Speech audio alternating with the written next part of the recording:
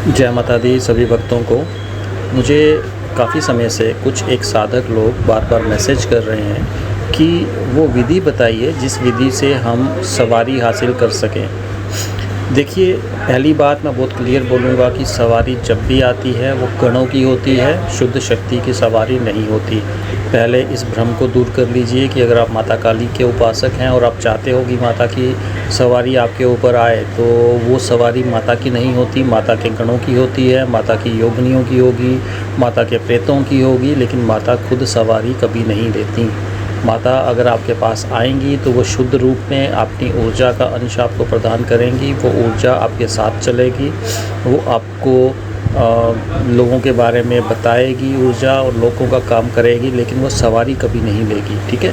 फिर भी जो लोग सवारी लेना चाहते हैं तो उनके लिए कुछ चीज़ें हैं जिनका उनको ध्यान रखना चाहिए, जिससे कि उनको सवारी प्राप्त हो सकती है। पहला तो सवारी लेने का पहला तरीका होता है किसी ऐसे दरबार में जहाँ पे ऑलरेडी किसी ऐसी ऊर्जा से सवारी आ रही है साधक के ऊपर, वो अपनी उस ऊर्जा को डिवाइड करके दूसरे पर्सन पे भी फेंक सकता है, उनके कुछ गणों को, और वो गण उनके शरीर पे चढ़ते ही वहाँ पे सवारी आ जाती है। ऐसे बहुत से दरबार हैं आज की डेट में जहाँ पर जिन पे सवारी नहीं आती वो लोग जाते हैं और उन पे भी सवारियाँ खेलना शुरू हो जाती हैं। लेकिन एक बात बहुत साफ बोलूँगा कि वो सवारियाँ कभी भी देवीय शक्तियों की नहीं होती, वो सवारियाँ कभी भी माता काली या बालाजी की नहीं होती, वो उनके गणों की सवारियाँ होती हैं। हाँ बिल्कुल, वो भी देवी शक्ति हैं, क्योंकि उन्होंने भी अपने टाइम में, अपने जीवन काल में बहुत ही जप तप किया है, पूजा पाठ किया है, तो उसकी वजह से वो उनके गण बने हैं। ठीक है, लेकिन शुद्ध ऊर्जा नहीं है, वो स्टिल एक प्रेत है। ठीक है। अब दूसरी बात, सवारी लेने के लिए अगर आपको कोई शक्ति चाहिए या कोई भी प्रेत चाहिए, मैं साफ बोलूँगा प्रेत चाहिए, तो उसके लिए आपको कुछ जगहों पर भोग देना पड़ता है। पहला भोग होता है शमशान में, क्योंकि शमशान के अंदर ये सब गण जो हैं बहुत ही ज़्यादा मात्रा में उपलब्ध होते हैं। तो आप एक भोग तैयार करिए, जिस भोग में आपको अगर माता काली का भोग तैयार करना है तो एक मटकी ले लो, उस मटकी में आप माता काली के नाम से कुछ चीज़ें डालो, जिसमें 7 तरह की मिठाई होगी, श्रृंगार का सामान होगा, 2 लड्डू होंगे, मीठा पान होगा। ठीक है। भैरव बाबा के 2 सिगरेट रख दीजिए। ठीक है। इसके अलावा वहाँ पर आप थोड़ी सी कच्ची शराब या फिर देसी शराब का एक छोटा सा पाउच डाल सकते हो, वो रखिए उसके बीच में। काला कपड़ा रखिए 1.25 मीटर उसके बीच में, और उस हांडी को बंद करके आप वो हांडी किसी शमशान में माता काली के नाम से रख के आइए कि माँ ये तेरा भोग है, मैं सवारी चाहता या चाहती हूँ, कृपया करके अपना कोई दूत, अपना कोई गण मेरे पास भेजो ताकि मैं सवारी ले सकूं और वो लोक कल्याण के मार्ग पे अग्रसर हो सकूं, दरबार लगा सकूं। ये बोलिए।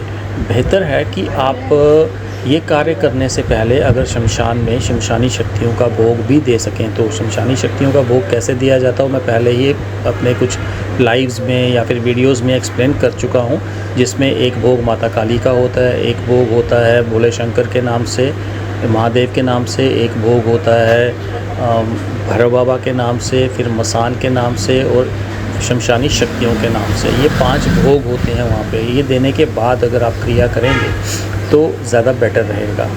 ठीक है। एक तो ये आ गया शमशान, क्योंकि शमशान में बहुत ज़्यादा प्रेत होते हैं, तो वहाँ पर माता काली को अगर आप भोग देते हो तो माता काली उस भोग से प्रसन्न होकर आपके पास वो शक्तियाँ भेजने का काम करती हैं। अब दूसरा जो भोग जाता है वो जाता है चौराहे पे। चौराहे के ऊपर भी बहुत सी शक्तियाँ भी होती हैं, प्लस चौराहे वाली माता जो है, जब वो देखती हैं कि बाहर की कोई शक्ति आपके पास आ रही है तो वो उस शक्ति को वहीं पे रोकने का काम कर लेती हैं। तो दूसरा भोग चौराहे वाली माता को चौराहे के ऊपर दिया जाता है, जिस भोग के अंदर सेम यही सामग्री रहेगी लगभग माता काली की, और वो चौराहे वाली को भोग दीजिए और चौराहे वाली को प्रणाम कीजिए, उनको नमस्कार कीजिए, उनको मनाइए कि माँ मैं शक्ति चाहता हूँ, अपने शरीर के ऊपर शक्ति चाहिए, मुझे सवारी लेनी है, कृपया करके अगर कोई शक्ति मेरे पास आ रही है तो उस शक्ति का मार्ग नहीं रोकिए, और अगर पॉसिबल है तो अपने यहाँ से कोई शक्ति मेरे ऊपर भेज दो। ताकि मैं सवारी ले सकूं। तो ये भोग भी आप दे सकते हो। और तीसरा भोग जो कि दिया जाता है जल देवता को।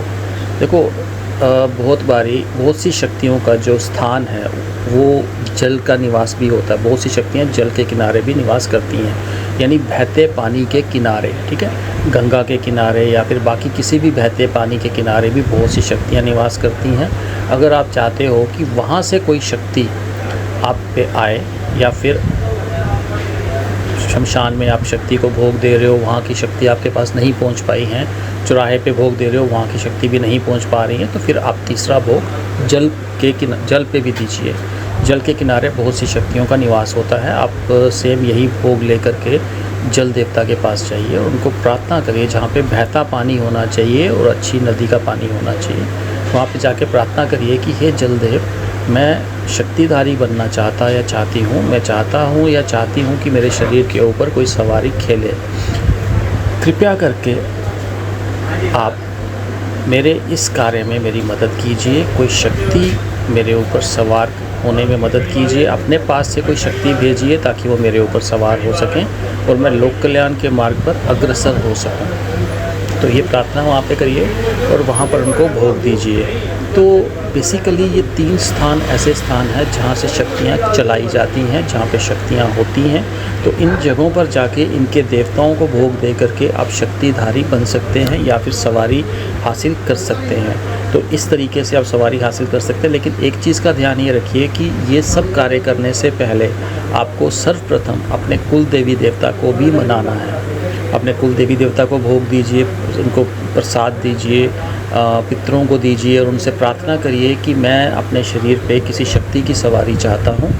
कृपया करके मेरे इस कार्य में मेरी मदद कीजिए ताकि मैं लोक कल्याण के मार्ग पे अग्रसर हो सकूँ और मेरे इस कार्य में कोई भी अड़चन ना आए। अगर इस कार्य में कोई अड़चन आती है तो कृपया करके उस अड़चन को आप दूर कीजिए। तो ये प्रार्थना आप अपने कुल देवी देवता से भी पहले कीजिए। उसके बाद आप शमशान, चौराहे और जल वाला भोग देना शुरू कीजिए, ठीक है। कुछ शनिवार नियमित रूप से एक शनिवार ये तीनों भोग दीजिए। कुछ शनिवार नियमित रूप से ये कार्य करिए, यानी इन भोगों को रिपीट करिए, ठीक है, कुछ शनिवार। और आप देखेंगे कि बहुत जल्द आपके शरीर के ऊपर भी सवारी खेलनी शुरू हो चुकी है। और बहुत ही बेहतर होगा अगर आप ये कार्य किसी योग्य गुरु के मार्गदर्शन में करें तो, क्योंकि सवारी को नियंत्रित करने के लिए गुरु की आवश्यकता रहती है। शुरुआत में जो सवारी आएगी वो सवारी अनियंत्रित होगी, ठीक है, धीरे धीरे करके वो सवारी नियंत्रित होगी। प्रेतों की सवारी स्टार्ट होगी। मैं बहुत क्लियर बोल रहा हूँ कि सवारी हमेशा प्रेत ही लेते हैं और कोई नहीं लेता, ठीक है। तो इसलिए इस तरह से ये एक विधि है जिस विधि के द्वारा आप सवारी अपने शरीर पे बुला सकते हो। बहुत से दरबार वाले आपको ये बोलेंगे कि ठीक है फ़लानी जगह पे जाके भोग दे के आओ, इन शमशान में दो, चौराहे पे दो, जल में दो, लेकिन वो लोग आप लोगों को ये क्लैरिफिकेशन नहीं देते हैं कि इन जगहों पे भोग क्यों देना है, किसको देना है, क्या बोलना है। सिर्फ भोग दे के आप आ जाते हो और उससे आपके काम नहीं होते, सवारी नहीं चढ़ती। हाँ, घर में दिक्कत परेशानियाँ शुरू होती हैं, लेकिन जब आप भोग देने जाते हो और अपनी मंशा वहाँ पे क्लियर करते हो कि ये भोग किस पर्पज़ से है, तो शक्ति को भी पता चलता है कि अगर ये मुझे खाना दिया गया है तो इसका पर्पज़ ये है, इसका ये पर्पज़ मुझे हल करना है, ठीक है। तो वो शक्ति उसी कार्य के लिए काम करती है, ना कि उल्टा आपके घर में आके आपको परेशान करना शुरू करे। सो इस चीज़ का ध्यान रखिए कि प्रॉपर विधि के साथ इस कार्य को करिए। कुछ ही टाइम में आपको सवारी मिलनी शुरू हो जाएगी। इसके अलावा एक तरीका और होता है कि अगर आपको सवारी चाहिए हो तो सपोज़ आपको माता काली की सवारी चाहिए। देखिए, सवारी जब भी हमारे शरीर में चढ़ती है तो वो चढ़ती है हमारे बालों के द्वारा। हमारे बालों के द्वारा ही सवारी शरीर में चढ़ती है।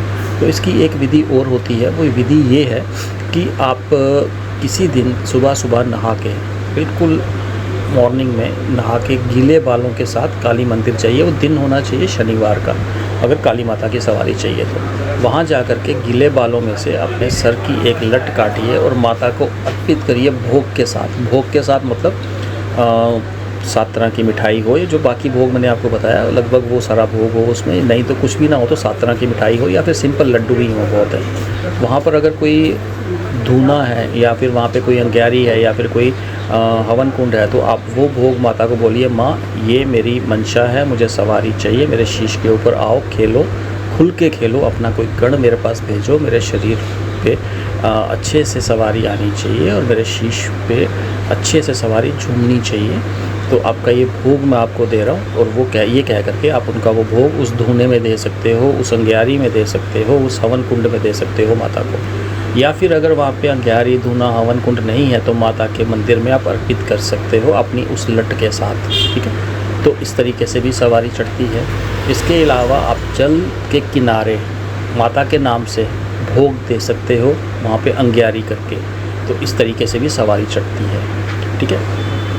यानी एक बहते जल के किनारे पर आप अंग्यारी करके वहाँ पर अपना लट और कोई मिठाई भोग स्वरूप माता को अंग्यारी पे दीजिए। सर्वप्रथम वहाँ पे किसी पत्थर को माता मान के उनकी पूजा करिए, ठीक है। पंचोपचार पूजन करने के बाद वहाँ पे अंग्यारी प्रज्वलित करिए और वहाँ पे माता को अंग्यारी पर अपनी लट शीश के ऊपर से गीले बालों की लट काटनी है वो। इसके अलावा 2 लड्डू दे दीजिए। हो सके तो कुछ तामसिक भोग भी साथ में दे दीजिए, जैसे शराब की धार, कलेजी, और भैरव बाबा के 2 सिगरेट भी दीजिए कि भैरव बाबा ये आपके सिगरेट, क्योंकि माता के साथ में तो वो चलते ही हैं, तो ये दे दीजिए। तो इससे भी सवारी आने के चांसेस बहुत ज़्यादा बढ़ जाते हैं। सवारी अगर नहीं आ रही है, आपके बार बार बुलाने पर भी, प्रेतों का आह्वान करने पे भी, माता के गणों का आह्वान करने पे भी अगर सवारी नहीं आ रही है, तो फिर कारण हो सकता है कि आपके पूजा पाठ में कुछ कमी है, आपके जाप में कुछ कमी है, या फिर आपने अपने गुरु का अपमान किया है, या फिर आपके कुल देवी देवता आपसे संतुष्ट नहीं हैं या आपके मार्ग में बाधा बन रहे हैं। तो ये कारण भी हो सकते हैं। इसमें एक बहुत बड़ा कारण होता है गुरु का अपमान होना। गुरु का अपमान बहुत से लोग आज की डेट में समझ नहीं पाते हैं। वो समझते हैं कि गुरु का मतलब है एक इंसान। गुरु का मतलब इंसान नहीं होता, गुरु का मतलब होता है गुरु तत्व। उस तत्व का अपमान नहीं होना चाहिए। बहुत से लोग आज की डेट में एक गुरु के पास जाएंगे, वहाँ से कुछ शिक्षा ग्रहण करेंगे, फिर सेटिस्फेक्शन नहीं मिलती। बेशक कमियाँ उनकी अपनी होती हैं, कमियाँ गुरु में नहीं होती, कमियाँ उनकी अपनी होती हैं। वो पूरे एक विश्वास के साथ काम नहीं कर रहे होते। फिर किसी दूसरे गुरु के पास जाएंगे तो दूसरे गुरु के पास जाना बुरा नहीं है, लेकिन वहाँ जा कर के वो गुरु का अपमान करना शुरू करते हैं कि नहीं, वहाँ पे गया था, वहाँ पे ये काम नहीं हुआ, वहाँ पे वो नहीं हुआ, ऐसा नहीं हुआ, वैसा नहीं हुआ। ये हो गया गुरु की निंदा। देखो, आप ज्ञान अर्जित करो जहाँ से मर्जी, लेकिन जहाँ से भी ज्ञान अर्जित करो, पहले वाले किसी भी गुरु का अपमान करना ठीक नहीं होता। इससे गुरु तत्व का अपमान होता है, और जब गुरु तत्व का अपमान होता है तो वो दिक्कत होती ही होती है। इसके अलावा अपने मंत्रों को आपको हमेशा तंत्र मार्ग में गुप्त रखना है।